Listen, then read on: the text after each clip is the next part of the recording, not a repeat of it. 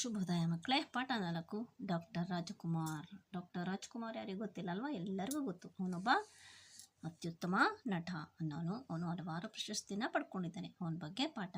ಇದನ್ನು ಬರೆದಿರೋರು ಡಾಕ್ಟರ್ ಎಚ್.ಎಸ್. ಸತ್ಯನಾರಾಯಣ. ಪ್ರವೇಶ. ಯಾವುದೇ ಬಗೆಯ ಮೂಲಭೂತ ಸೌಕರ್ಯಗಳೂ ಇಲ್ಲದೆ ಬಡತನದಲ್ಲಿ ಅರಳಿದ ಪ್ರತಿಭೆಯೊಂದು ನಾಡಿನ ಜನರ ಕಣ್ಮಣೆಯಾಗುವುದು, ಎತ್ತರದ ಸಾಧನೆ ಮಾಡಿ ಜನಮಾನಸದಲ್ಲಿ ಶಾಶ್ವತವಾಗಿ ನೆಲೆ ನಿಲ್ಲುವುದು ಸಾಮಾನ್ಯದ ಮಾತಲ್ಲ. ಅಂದರೆ ಯಾವುದೇ ಸೌಕರ್ಯ ಇಲ್ಲದಂಥ ಸಣ್ಣ ಹಳ್ಳಿಯಲ್ಲಿ ಅದು ಮತ್ತು ಕಡುಬಡತನದಲ್ಲಿ ಬೆಳೆದಿರೋನು ಅತ್ಯುನ್ನತ ಸ್ಥಾನವನ್ನು ಏರತಕ್ಕಂಥ ಸಾಧನೆ ಮಾಡಿದ್ದಾನೆ. ಅದು ತುಂಬ ಕಷ್ಟಕರ. ಅದು ಯಾರು ಅಂದರೆ ರಾಜ್ಕುಮಾರ್ ಇಲ್ಲಿ ಪಾಠದಲ್ಲಿ ಹೇಳ್ತಾ ಇದ್ದಾರೆ. ನಾಡೋಜ, ನಟ ಸಾರ್ವಭೌಮ ಡಾಕ್ಟರ್ ರಾಜಕುಮಾರರ ಅವರ ಬದುಕು ಕೂಡ ಇಂತಹ ಅಸಾಮಾನ್ಯ ಸಾಧನೆಗೆ ಮಾದರಿಯಾಗಿದೆ. ಇದಕ್ಕೆ ಒಂದು ಉದಾಹರಣೆ ಅಂದರೆ ರಾಜ್ಕುಮಾರ್ ಅವರ ಜೀವನ. ತಮ್ಮ ಅಪೂರ್ವ ಪ್ರತಿಭೆಯ ನಟನೆ, ಗಾಯನ, ಕನ್ನಡ ಪರವಾದ ಉಜ್ವಲ ಪ್ರೀತಿ ಮತ್ತು ಸುಸಂಸ್ಕೃತ ಸಜ್ಜನಿಕೆಯ ನಡವಳಿಕೆಯಿಂದ ಡಾಕ್ಟರ್ ರಾಜ್ಕುಮಾರ್ ಅವರು ನಮ್ಮ ನಾಡು ಕಂಡ ಮೇರು ವ್ಯಕ್ತಿತ್ವ ಎನಿಸಿದ್ದಾರೆ. ಇವರು ನಟನೆಯಲ್ಲಿ, ಗಾಯನದಲ್ಲಿ ಮತ್ತು ಕನ್ನಡಕ್ಕಾಗಿ ಹೋರಾಡೋದ್ರಲ್ಲಿ ಅತ್ಯುತ್ತಮ ಸ್ಥಾನದಲ್ಲಿದ್ದಾರೆ. ಮತ್ತು ಅವರು ಸರಳ ಸಜ್ಜನಿಕೆಯ ವ್ಯಕ್ತಿಯಾಗಿದ್ದರು.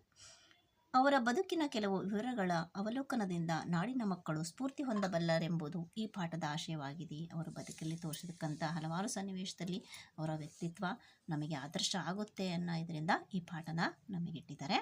ಪಾಠಕ್ಕೆ ಬರೋಣ. ಡಾಕ್ಟರ್ ರಾಜ್ಕುಮಾರ್ ಅವರು ಚಾಮರಾಜನಗರ ಜಿಲ್ಲೆಗೆ ಸೇರಿದ ಗಾಜನೂರಿನಲ್ಲಿ 24 ಏಪ್ರಿಲ್ 1929ರಂದು ಜನಿಸಿದರು. ಡಾಕ್ಟರ್ ರಾಜ್ಕುಮಾರ್ ಅವರು ಯಾವಾಗ ಹುಟ್ಟಿತು?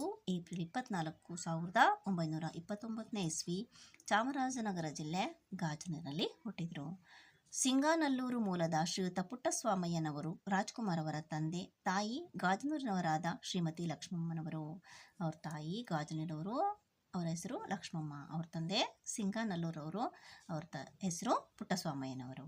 ಈ ದಂಪತಿ ಗಂಡು ಮಗುವನ್ನು ಕರುಣಿಸಲೆಂದು ತಮ್ಮ ಇಷ್ಟ ದೈವ ಮುತ್ತತ್ತಿರಾಯನಿಗೆ ಹರಕೆ ಹೊತ್ತಿದ್ದರಂತೆ. ಅವರಿಬ್ಬರು ನಮಗೆ ಗಂಡು ಮಗುವಿನೇ ಬೇಕು ಅಂತ ಹೇಳಿಬಿಟ್ಟು ಮುತ್ತತ್ತಿರಾಯ ಅನ್ನೋ ದೇವರಿಗೆ ಹರಕೆ ಹೊತ್ಕೊಂಡಿದ್ರು. ಹಾಗಾಗಿ ಆ ದೇವರ ಹೆಸರನ್ನೇ ಮಗನಿಗೆ ಇಟ್ಟರು. ಅದೇ ಹೆಸರನ್ನು ಮಗ ಹುಟ್ಟುತ್ತಾನಲ್ಲ, ಅದಕ್ಕೆ ಅದೇ ಹೆಸರನ್ನು ಇಡ್ತಾರೆ. ರಾಜ ಎಂಬುದು ರಾಯ ಎಂಬುದರ ತದ್ಭವ ರೂಪವಾಗುವುದರಿಂದ ಮುತ್ತುರಾಯ ಸ್ವಾಮಿಯ ಹೆಸರು ಮುತ್ತುರಾಜ ಎಂದಾಗಿತ್ತು. ಮುತ್ತುರಾಯ ದೇವರ ಹೆಸರು, ಅದಕ್ಕೆ ಅವರು ರಾಜ ತತ್ಸಮ ತದ್ಭವ ರೂಪ, ಅದಕ್ಕೆ ಮುತ್ತುರಾಜ ಅಂತ ಹೆಸರಿಟ್ಟಿರ್ತಾರೆ. ಮಾತ್ರವಲ್ಲ, ಕನ್ನಡಿಗರ ಮನಗೆದ್ದ ರಾಜಕುಮಾರನೇ ಆಗಿದ್ದು ಆಕಸ್ಮಿಕವಲ್ಲ. ಈ ಮುತ್ತುರಾಜ ಬರೀ ಮುತ್ತುರಾಜ ಅಂತಲ್ಲ, ಕನ್ನಡಿಗರ ಎಲ್ಲರ ಮನಸ್ಸನ್ನು ಗೆದ್ದಂಥ ರಾಜ್ಕುಮಾರ ಆಗಿದ್ದು ಒಂದು ಆಕಸ್ಮಿಕ ಘಟನೆ ಅಲ್ಲ. ಅದನ್ನು ನೋಡ್ಕೊಂಡು ನಾವು ಮುತ್ತುರಾಜನೊಳಗಿನ ಪ್ರತಿಭೆಯು ವಿಕಾಸಗೊಂಡ ಪರಿ ಅದು.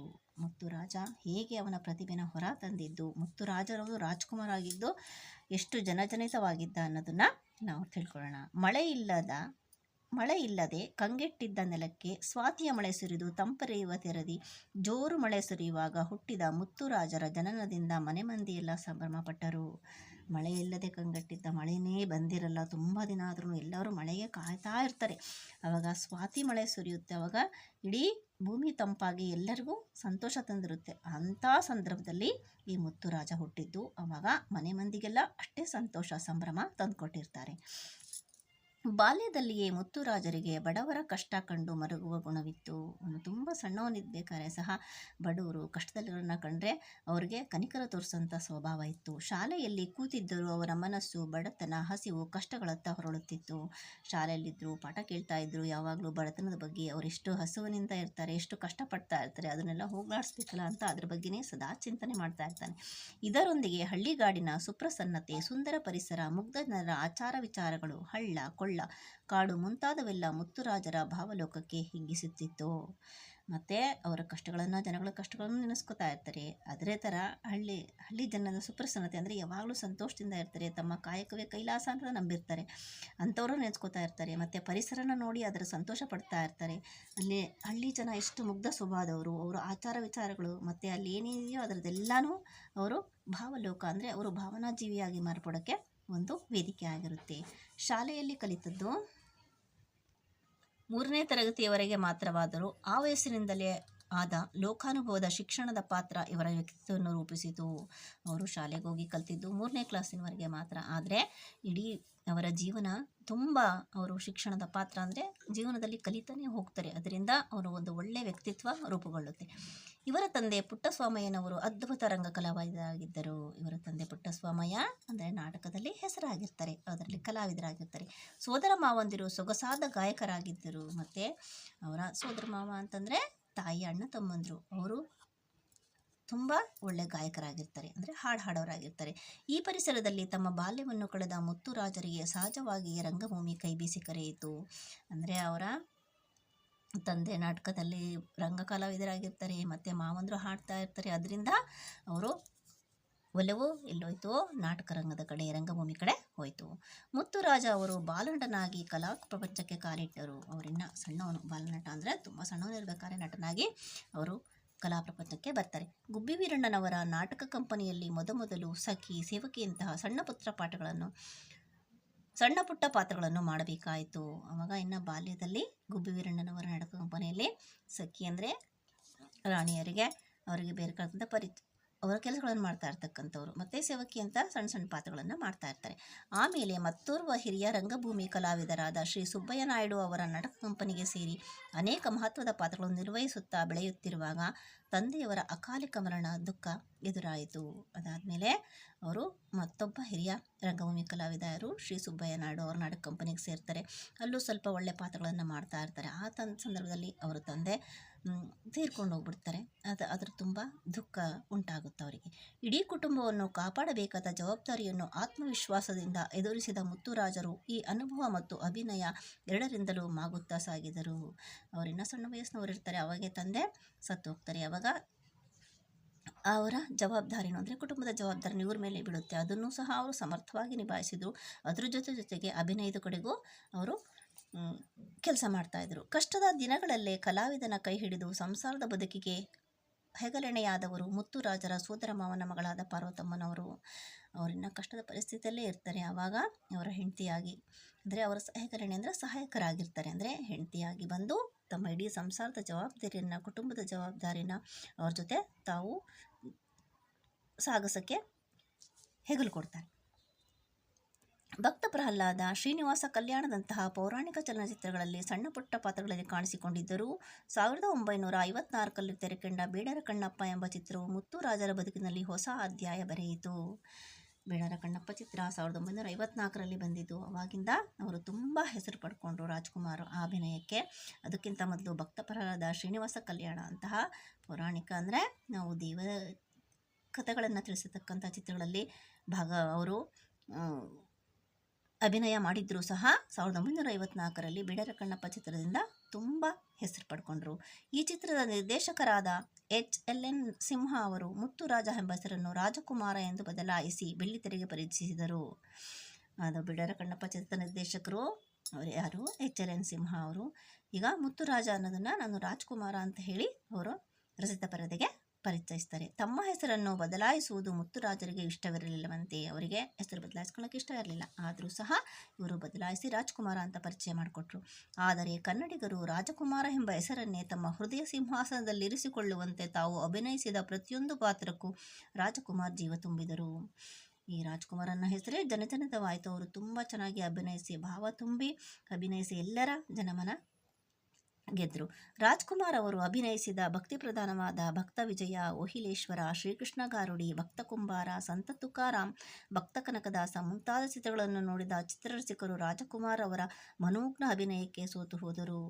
ಮತ್ತು ಇಷ್ಟೆಲ್ಲ ಚಿತ್ರಗಳಲ್ಲಿ ಅಭಿನಯ ಅಂದರೆ ಭಕ್ತಿಯೇ ಪ್ರಧಾನವಾಗಿರ್ತಕ್ಕಂಥ ಚಿತ್ರಗಳು ಭಕ್ತ ವಿಜಯ, ಮತ್ತು ಓಹಿಲೇಶ್ವರ, ಶ್ರೀಕೃಷ್ಣ ಗಾರುಡಿ, ಭಕ್ತ ಕುಂಬಾರ, ಸಂತ ತುಕಾರಾಮ್, ಭಕ್ತ ಕನಕದಾಸ. ಇವರು ಒಬ್ಬೊಬ್ಬರ ಜೀವನ ಚರಿತ್ರೆಯನ್ನು ತಿಳಿಸುತ್ತೆ. ಅದರಲ್ಲಿ ದೈವ ಆಧಾರದಲ್ಲೂ ನಮಗೆ ಗೊತ್ತಾಗುತ್ತೆ. ಅಂಥದ್ರಲ್ಲಿ ತುಂಬ ಮನೋಜ್ಞವಾಗಿ ಅಂದರೆ ಮನ ಮುಟ್ಟುವಂತೆ ಅಭಿನಯಿಸಿ ನಿಜವಾಗ್ಲೂ ನಡೀತಾ ಇದೆಯೇನೋ, ನಾವು ಅದರಲ್ಲೇ ಇದ್ದೀವೇನೋ ಅನ್ನೋತಕ್ಕಂಥ ಭಾವನೆ ಬರಬೇಕು. ಆ ಥರ ಅಭಿನಯಿಸಿ ಎಲ್ಲರ ಮನಸೂರೆಗೊಳ್ತಾರೆ. ಅತ್ಯಂತ ಯಶಸ್ಸು ಗಳಿಸಿದ ಭಕ್ತ ಪ್ರಹ್ಲಾದ, ಮಯೂರ, ಬಬ್ರುವಾಹನ, ಕವಿರತ್ನ ಕಾಳಿದಾಸ ಮುಂತಾದ ಚಿತ್ರಗಳಲ್ಲಿನ ಅಭಿನಯವಂತೂ ರಾಜಕುಮಾರರಿಗೆ ಅಪಾರವಾದ ಜನಪ್ರೀತಿ, ಕೀರ್ತಿ, ಪುರಸ್ಕಾರಗಳನ್ನು ಹೊತ್ತು ತಂದವು. ಮತ್ತು ಯಾವ್ಯಾವ ಚಿತ್ರ ನೋಡ್ರಿ, ಭಕ್ತ ಪ್ರಹ್ಲಾದ ಅಂದರೆ ಪ್ರಹ್ಲಾದನ ಕತೆ, ಮತ್ತು ಮಯೂರವರ್ಮನ ಕತೆ, ಬಬ್ರುವಾಹನ ಕತೆ, ಕವಿರತ್ನ ಕಾಳಿದಾಸ, ಇವನ್ನೆಲ್ಲ ನೋಡಿ ಎಲ್ಲ ಜನರಿಗೂ ತುಂಬ ಮೆಚ್ಚುಗೆ ಆಗುತ್ತೆ ಅವರ ಅಭಿನಯ ಮತ್ತು ಯಾವಾಗಲೂ ರಾಜ್ಕುಮಾರನದೇ ಜನ ರಾಜ್ಕುಮಾರನ ನೋಡಬೇಕು, ಅವರ ಪ್ರೀತಿ ಗಳಿಸ್ಬೇಕು, ಅವರ ಚಿತ್ರಗಳನ್ನು ನೋಡಬೇಕು ಅನ್ನೋ ಸಹ ಮುಗಿ ಬೀಳ್ತಾರೆ. ಪುರಸ್ಕಾರಗಳನ್ನು, ಕೀರ್ತಿ ಪುರಸ್ಕಾರಗಳನ್ನು ಹೊತ್ತು ತಂದವು. ಇವೆಲ್ಲ ಚಿತ್ರಗಳು ಅವರಿಗೆ ಅಪಾರ ಪುರಸ್ಕಾರಗಳನ್ನು ತಂದವು, ಕೀರ್ತಿ ತಂದು ಜನಮನ್ನಣೆ ಗಳಿಸಿದರು. ಸಂಧ್ಯಾರಾಗ, ಸನಾದಿ ಅಪ್ಪಣ್ಣ, ಜೀವನ ಚೈತ್ರ, ಕಸ್ತೂರಿ ನಿವಾಸ, ಬಂಗಾರದ ಮನುಷ್ಯ, ದೇವತಾ ಮನುಷ್ಯ ಮುಂತಾದ ಸಾಮಾಜಿಕ ಚಿತ್ರಗಳು ಕನ್ನಡ ಚಿತ್ರರಂಗದಲ್ಲಿ ಹೊಸ ದಾಖಲೆಯನ್ನು ಬರೆದವು. ಅವೆಲ್ಲ ಏನು ದೈವಿ ಸ್ವರೂಪ ಚಿತ್ರ ಆದರೆ, ಈಗ ಸಾಮಾಜಿಕ ಚಿತ್ರಗಳಾದ ಸಂಧ್ಯಾರಾಗ, ಸನಾದಿ ಅಪ್ಪಣ್ಣ, ಜೀವನ ಚೈತ್ರ, ಕಸ್ತೂರಿ ನಿವಾಸ, ಬಂಗಾರದ ಮನುಷ್ಯ, ದೇವತಾ ಮನುಷ್ಯ ಇವೆಲ್ಲ ಜನಜೀವನದಲ್ಲಿ ನಡೀತಕ್ಕಂಥ ಕಥೆಗಳು. ಅವು ಸಹ ಅಪಾರ ಮೆಚ್ಚುಗೆ ಗಳಿಸಿದವು. ಜನ ಮೆಚ್ಚಿದ ರಸಿಕರ ರಾಜ ಎನಿಸಿದ್ದು ಹೀಗೇನೆ. ಅವರು ಎಲ್ಲರನ್ನ ಪ್ರೀತಿಯನ್ನು ಸೂರೆಗೊಳ್ತಾರೆ ಅಭಿನಯದಿಂದ. ಅದಕ್ಕೆ ಅವರಿಗೆ ರಸಿಕರ ರಾಜ ಅಂತ ಬಿರುದು ಕೊಡ್ತಾರೆ. ಯೋಗದಿಂದ ಸಾಧಿಸಿದ್ದ ಸುಂದರ ಮೈಕಟ್ಟು, ಮುಗ್ಧ ಸ್ನಿಗ್ಧ ನಗೆಯ ಮುಖಭಾವ, ಸರಳ ಸೊಬಗಿನ ನಯವಂತಿಕೆಯ ಆಚಾರ ವಿಚಾರ ಇವೆಲ್ಲವೂ ರಸಿಕರ ರಾಜನ ಗುಣ, ಶ್ರೀಮಂತಿಕೆ ಮತ್ತು ವ್ಯಕ್ತಿತ್ವದ ಬಗ್ಗೆ.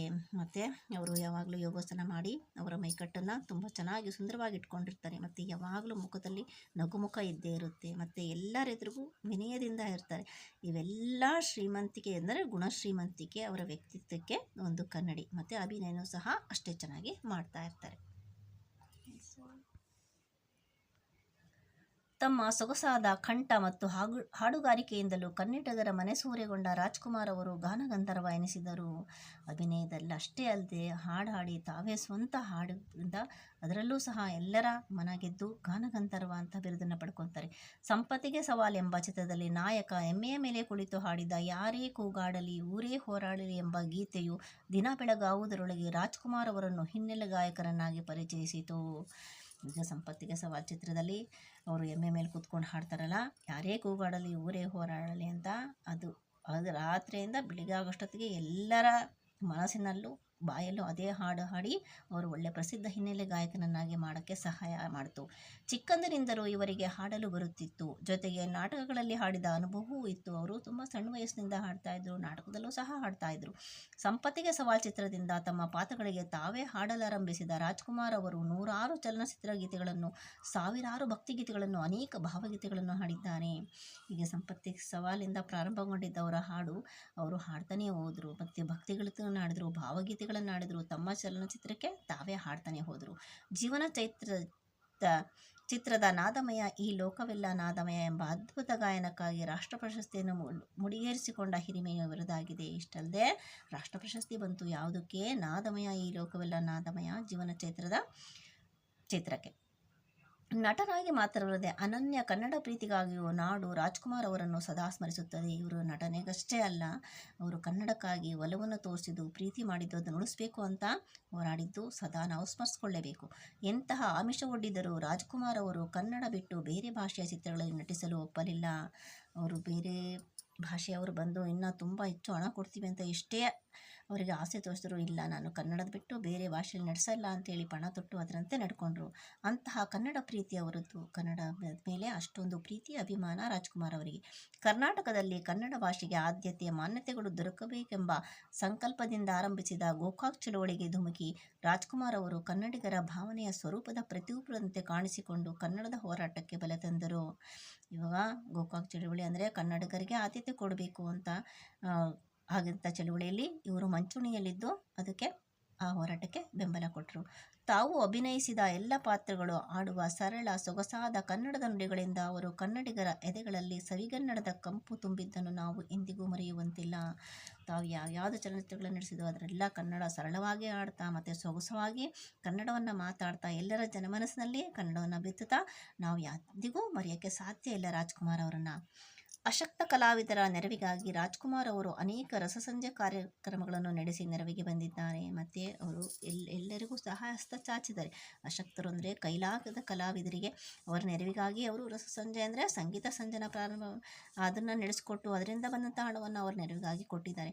ಬಡತನದಲ್ಲಿ ಬೆಳೆದು ಬಂದ ಅವರಿಗೆ ಹಸಿವಿನ ಅನ್ನದ ಬೆಲೆ ಚೆನ್ನಾಗಿ ತಿಳಿದಿತ್ತು. ಅವರು ಸಣ್ಣವರಿದ್ದಾಗ ತುಂಬ ಬಡತನ ಅನುಭವಿಸಿದರು. ಅದಕ್ಕೆ ಹಸುವಂದರೆ ಹೆಂಗಿರುತ್ತೆ ಅಂತ ಗೊತ್ತು. ಮತ್ತು ಅನ್ನದ ಬೆಲೆ ಅದಕ್ಕೆಷ್ಟು ನಾವು ಪ್ರಾಮುಖ್ಯತೆ ಕೊಡಬೇಕು ಅನ್ನೋದು ಸಹ ಅವರಿಗೆ ಚೆನ್ನಾಗಿ ಗೊತ್ತಿತ್ತು. ಲೆಕ್ಕವಿಲ್ಲದಷ್ಟು ಸಹ ಕಲಾವಿದರು, ತಂತ್ರಜ್ಞರು, ಚಲನಚಿತ್ರ ಕಾರ್ಮಿಕರು, ಸಂಘ ಸಂಸ್ಥೆಗಳು ರಾಜ್ಕುಮಾರ್ ಅವರಿಂದ ಆರ್ಥಿಕ ನೆರವು ಪಡೆದ ಉದಾಹರಣೆಗಳಿವೆ. ಬರೀ ಜನಗಳಿಗಷ್ಟೇ ಅಲ್ಲ, ಅವರು ಕಲಾವಿದರಿಗೂ ಸಹಾಯ ಮಾಡ್ತಾಯಿದ್ರು, ತಂತ್ರಜ್ಞರಿಗೂ ಸಹಾಯ ಮಾಡ್ತಾಯಿದ್ರು, ಮತ್ತು ಚಲನಚಿತ್ರದಲ್ಲಿ ಏನು ಕೆಲಸ ಮಾಡ್ತಾರೋ ಎಲ್ಲರಿಗೂ ಅವರು ಸಹಾಯ ಮಾಡ್ತಾಯಿದ್ರು. ಸಂಘ ಸಂಸ್ಥೆಗಳಿಗೂ ಸಹ ಅವರು ಸಹಾಯ ಮಾಡಿದಿದೆ. ರಾಜ್ಕುಮಾರ್ ಅವರ ಕರುಣಾಮಯಿ ಹೃದಯ ಸಂಪನ್ನತೆಗೆ ಇವು ಕೆಲವು ಉದಾಹರಣೆಗಳು ಮಾತ್ರ. ಇವು ಸ್ವಲ್ಪನೇ ಉದಾಹರಣೆಗಳು. ಅವರು ಎಷ್ಟೋ ಕನಿಕರ ಉಳ್ಳವರಿದ್ರು, ಜನಗಳ ಪರ ಇದ್ದರು ಅನ್ನೋದಕ್ಕೆ. ರಾಜ್ಕುಮಾರರ ಕುಟುಂಬವೇ ಕನ್ನಡ ಚಿತ್ರರಂಗದ ದೊಡ್ಡ ಮನೆ ಎನಿಸಿದೆ. ಈಗ ಕನ್ನಡ ಚಿತ್ರರಂಗಕ್ಕೆ ಈ ಕುಟುಂಬನೇ ಒಂದು ದೊಡ್ಡ ಮನೆ ಆಗಿದೆ. ಶ್ರೀಮತಿ ಪಾರ್ವತಮ್ಮನವರು ಚಿತ್ರ ನಿರ್ಮಾಪಕರಾಗಿ, ವಿತರಕರಾಗಿ ದೊಡ್ಡ ಸಾಧನೆಗೈದರು. ರಾಜ್ಕುಮಾರ ಹೆಂಡತಿ ಪಾರ್ವತಮ್ಮ ರಾಜ್ಕುಮಾರ್ ಅವರು ಚಿತ್ರ ನಿರ್ಮಾಪಕರಾದರು, ವಿತರಕರಾದರು, ಅದರಲ್ಲಿ ಯಶಸ್ಸು ಗಳಿಸಿದರು. ಮಕ್ಕಳಾದ ರಾಘವೇಂದ್ರ ರಾಜ್ಕುಮಾರ್, ಶಿವರಾಜ್ ಕುಮಾರ್, ಪುನೀತ್ ರಾಜ್ಕುಮಾರ್ ನಟರಾಗಿ, ಗಾಯಕರಾಗಿ ನಾಡಿನ ಜನರ ಮನೆಗೆದ್ದರು. ಅವರ ಮಕ್ಕಳು ಸಹ ರಾಘವೇಂದ್ರ ರಾಜ್ಕುಮಾರ್ ಆಗಿರ್ಬೋದು, ಶಿವರಾಜ್ ಕುಮಾರ್ ಆಗಿರ್ಬೋದು, ಪುನೀತ್ ರಾಜ್ಕುಮಾರ್ ಆಗಿರ್ಬೋದು, ಅವರು ಸಹ ನಟನೆಯಲ್ಲಿ ಎಲ್ಲರ ಮನ ಗೆದ್ದರು ಮತ್ತು ಗಾಯಕರು ಆಗಿನೂ ಇದ್ದಾರೆ.